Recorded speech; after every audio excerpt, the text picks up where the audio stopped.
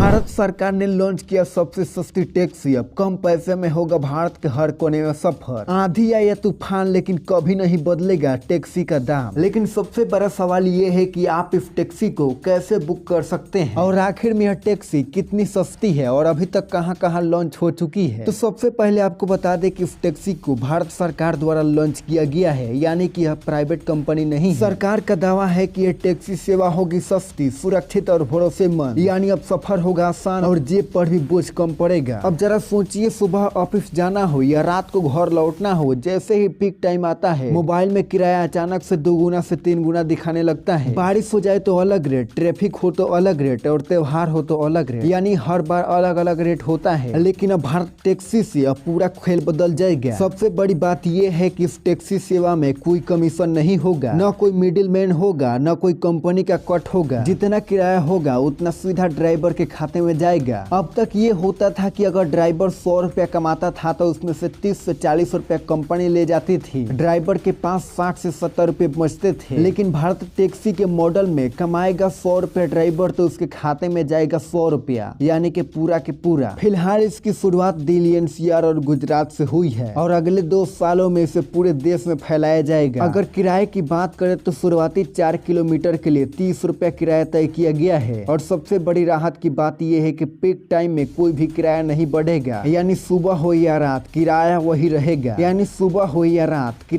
रहेगा, इस सेवा को लेकर शुरुआती आंकड़े सामने आए हैं। अब तक 3 लाख से ज्यादा ड्राइवर जुड़ चुके हैं, 1 लाख से ज्यादा यूजर रजिस्टर कर चुके हैं। अब आपको भारत टैक्सी बुक करने के लिए सिंपली आपको प्ले स्टोर से भारत टैक्सी एप्लीकेशन डाउनलोड करना है, वहीं से रजिस्टर करना है और फिर अपना टैक्सी आप बुक कर सकते हैं।